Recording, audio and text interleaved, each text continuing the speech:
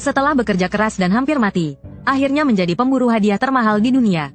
Namun, aku terbangun dalam tubuh pria gemuk seberat 250 kg.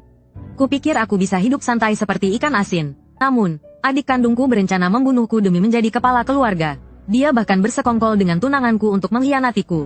Dan perusahaan besar mengincar kepalaku demi batu tak berharga. Mereka rela mengeluarkan 5 miliar untuk membunuhku. Setelah 6 bulan dikejar dan bertarung sengit, aku masih hidup. Demi menyelesaikan semuanya, aku langsung mendatangi markas mereka. Keluarlah, naga tulangku. Angin dingin berhembus kencang. Seekor naga tulang raksasa muncul dari lingkaran sihir dan terbang ke langit. Aku berdiri di atas naga tulang itu, mengawasi seluruh medan perang. Tiba-tiba aku terbatuk keras. Darah segar menyembur keluar dari tenggorokanku. Sepertinya aku terlalu banyak menggunakan sihir. Saat itu aku merasakan pandangan tajam yang panas. Liu Cheng, ketua Guild Gary, juga dalang dari pengejaran ini. Tanpa rasa takut, aku menyerangnya. Tiba-tiba, sebuah pilar cahaya muncul dari tanah. Pilar itu menembus sayap naga tulangku. Kemudian banyak meriam cahaya menyerang naga tulang itu. Salah satu meriam tepat mengenai kepala naga tulang. Naga itu meraung kesakitan, dan jatuh dengan keras. Segera setelah itu, pasukan guild mengepungku. Aku perlahan bangkit dari reruntuhan. Sambil tersenyum sinis, ayo mulai. Liu Cheng melihat batu itu dan berkata dengan gembira, serahkan padaku, aku akan membiarkanmu mati dengan utuh. Baiklah, ambillah. Namun, batu yang kulemparkan segera kutangkap kembali dengan main-main.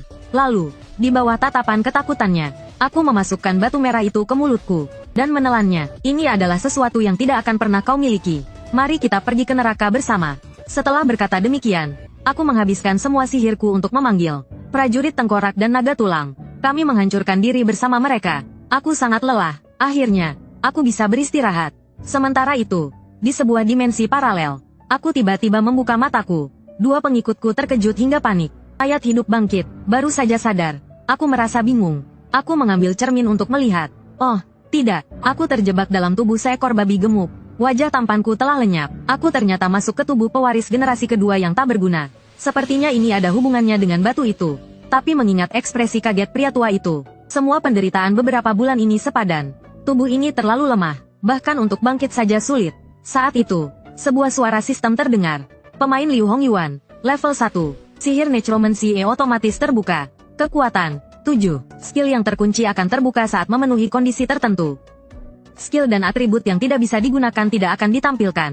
Skill nafas kematian tingkat F. Resistensi racun, D. Memanggil pengikut tingkat F. Resistensi racun tingkat D. Statistikku saat ini jauh lebih rendah dibandingkan kehidupanku sebelumnya. Sangat drastis. Tak apa, skill utama masih ada. Aku akan melatihnya perlahan. Liu Haoran, adik tiri dari ayah yang sama. Pelayan mencoba menghalanginya, tapi dia memukulnya dengan keras hingga terlempar ke tanah. Saat itu, seorang pria berbaju ungu masuk. Dia adalah Guo Yunshan, ketua Chiyun Pavilion. Mereka berdua berbicara saling mendukung, mengabaikan keberadaanku sebagai pewaris kepala keluarga. Setelah berbicara omong kosong, mereka ingin pergi. Kesabaranku telah habis. Dengan tubuhku yang 250 kg, aku melompat, dan menamparkan keras kepala belakang adik tiriku. Dia berteriak marah. Apa yang kau lakukan? Aku menjawab santai. Membasmi serangga. Dia menggertakkan gigi karena marah. Dia siap mencabut pedangnya. Namun, dengan satu tatapan dariku, dia berkeringat dingin karena ketakutan. Akhirnya, dia melihat semakin banyak orang yang menyaksikan. Dia hanya bisa menahan amarahnya dan pergi. Tiba-tiba, kepalaku terasa sakit. Sejumlah besar ingatan muncul. Ternyata aku mati di tangan adik tiriku. Dia berpura-pura berlatih dengan alasan aku tidak bisa bela diri. Kemudian memukuliku. Bahkan, dia menggoda tunangan asliku. Dan tidur dengannya. Aku hanyalah kepala keluarga tanpa kuasa. Sebuah keberadaan yang menyedihkan. Setelah menyadari semuanya, aku langsung mati rasa. Apa yang baru saja kulakukan? Aku yang level 1, memukul musuhku. Bukankah ini sama saja bunuh diri? Aku pikir aku adalah anak kaya, yang bisa hidup santai dan mencapai puncak kehidupan. Ternyata aku hanya alat yang tidak berarti. Apakah kau tahu di mana kuburan massal? Di malam hari, aku menyeret tubuhku yang berat, dan pergi ke kuburan massal dengan getir. Karena di tempat itu, peluang menemukan ahli sangat tinggi. Benar saja, ada banyak jiwa kuat di sini. Namun, dengan kemampuanku saat ini, aku tidak bisa memanggil mereka. Kemudian, aku menepukkan tanganku ke tanah. Ayo, menggunakan skill nafas kematian, mulai menyerap energi spiritual. Energi kematian mulai mengalir ke tubuhku, membuatku mendengar halusinasi. Di telingaku terdengar jeritan putus asa para arwah. Semakin banyak rasa sakit yang kutahan, semakin kuat aku menjadi. Aku tidak tahu siapa yang menciptakan ini. 15 menit kemudian, Anda mendapatkan 100 poin pengalaman. Level tubuh Anda meningkat ke level 2. Skill Master Tengkorak terbuka. Skill Manipulasi terbuka. Kekuatan meningkat sebesar 3 poin. Kelincahan meningkat sebesar 2 poin. Sebagian skill stamina meningkat sebesar 4 poin. Kekuatan sihir meningkat sebesar 3 poin. Kemahiran necromancy meningkat sebesar 3%. Langkah selanjutnya adalah memanggil tengkorak. Angin dingin bertiup dari lingkaran sihir. Sebuah tengkorak muncul dari dalamnya. Ia menggenggam pedang panjang. Di rongga mata tengkorak yang kosong, 2 bola api hantu berdenyut. Tengkorak tingkat rendah. Jumlah pemanggilan maksimum 1. Mari coba efektivitasnya. Aku menggerakkan tanganku. Tengkorak itu segera mulai mempraktikkan seni pedang. Tapi gaya itu hanya bertahan 3 detik.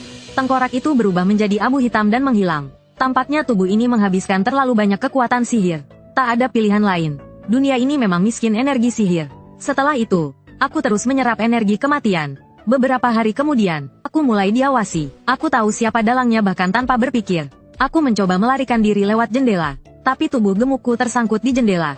Butuh banyak usaha untuk berhasil keluar. Lalu aku bertemu Wang San, pelayanku. Awalnya kupikir dia mata-mata adik tiriku. Ternyata, dia adalah pelayan setia dari tubuh asli ini. Dia membawaku ke sudut terpencil di dekat lubang anjing. Tanpa ragu, aku merangkak keluar. Bagaimanapun, meningkatkan kekuatan adalah yang terpenting. Setelah beberapa latihan, aku akhirnya mencapai level 10. Kemampuan necromancy-ku meningkat ke tingkat D.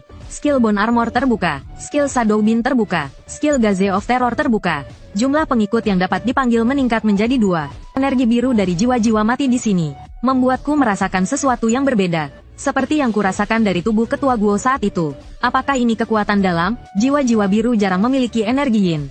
Namun, mereka mengandung kekuatan yang tidak diketahui. Kepribadian jiwa menentukan kemampuannya. Aura yang mereka pancarkan juga berbeda. Pilih yang tampaknya paling tenang. Aku tidak tahu apakah ini bisa mengatasi kekurangan energi yin. Untungnya, energi itu tidak ditolak oleh tubuhku. Kekuatan itu mulai mengalir melalui saluran sihir. Mungkin 2 kekuatan ini bisa saling menyatu. Lalu aku memandu kekuatan itu ke inti energi yin. Begitu menyentuh, aku langsung memuntahkan darah. Tak kusangka reaksi energi yin sangat kuat. Energi itu sama sekali menolak. Jika terus begini, aku akan kehilangan kendali. Tapi jika ingin bertahan di dunia ini, aku harus memiliki kekuatan ini. Aku menahan rasa sakit yang menusuk tulang dan mengarahkan energi itu ke dantian. Rasanya dantian seperti akan meledak. Energi itu membentuk pusaran dan mulai terkompresi. Setelah 2,5 menit, akhirnya aku berhasil. Selamat, Anda berhasil menyerap kekuatan internal Yu Yun Sengong selama 30 hari. Aku tersenyum lebar. Ternyata ini benar kekuatan dalam. Sekarang mari kita coba memanggil tengkorak dengan kekuatan ini. Energi dalam melewati hati Yin. Tiba-tiba, mereka mulai menyatu. Apakah ini keberuntungan? Memanggil tengkorak. Setelah kilatan cahaya, muncul tengkorak setinggi 2,7 meter dengan mata yang menyala api hantu. Tubuhnya memancarkan aura yang sangat kuat di depanku. Aku memanggil satu tengkorak biasa dengan kekuatan Yin sebagai perbandingan. Prajurit tengkorak, level 7, stamina, 16, tengkorak pendekar tingkat E. Seni pedang Yu Yun 13 jurus tingkat D. Energi dalam dapat mempertahankan pemanggilan selama 1 tahun. Pengikut ini membutuhkan energi dalam untuk dipanggil dan dipelihara. Aku memutuskan untuk mengadu mereka. Prajurit tengkorak hanya menyerang membabi buta. Sedangkan pendekar tingkat rendah tampak lebih cerdas. Dia menghindari serangan langsung, dengan gerakan yang sangat terampil. Stamina prajurit tengkorak menurun sangat cepat. Sementara gerakan pendekar begitu luar biasa. Sebuah pedang tajam diarahkan ke leher prajurit tengkorak. Tengkorak kecil itu ketakutan hingga hampir menangis. Bagus sekali, cukup sampai di sini. Pembatalan pemanggilan. Kedua tengkorak itu menghilang secara bersamaan. Setelah pengujian panjang, hanya 10 poin energi dalam yang terpakai. Kekuatan Yin juga masih tersisa sekitar setengah. Namun, energi dalam tampaknya tidak bisa pulih secara alami. Apakah aku harus menyerap energi jiwa biru lagi seperti tadi? Tidak, ada cara lain. Belajar seni energi dalam. Aku pergi ke perpustakaan keluarga untuk mencari kitab energi dalam. Tapi penjaga, Jiang Biao, melarangku masuk. Dia adalah pengikut adik tiriku. Seorang pengecut yang menindas yang lemah.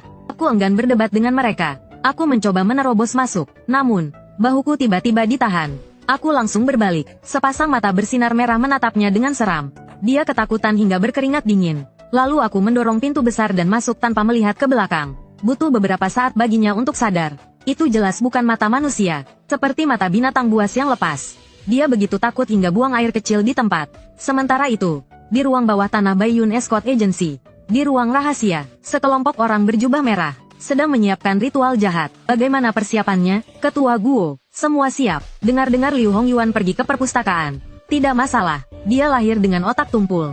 Belajar seni bela diri secara sembarangan, sering membuat orang kehilangan kendali. Tapi dia adalah orang yang kupilih dengan hati-hati.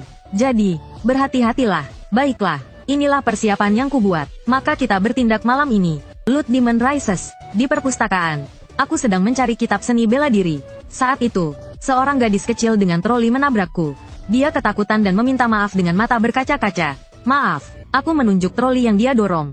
Buku apa ini? Ini adalah versi rusak dari kitab yang dibeli. Bawa aku ke tempat di mana kitab rusak disimpan. Aku duduk bersamanya di lantai, dan mulai membaca kitab rusak itu. Tuan muda, apakah belajar dari kitab rusak tidak masalah? Apakah kau peduli padaku? Bantu aku menemukan kitab yang bagus, dan aku akan memberimu permen. Siapa namamu? Gadis kecil.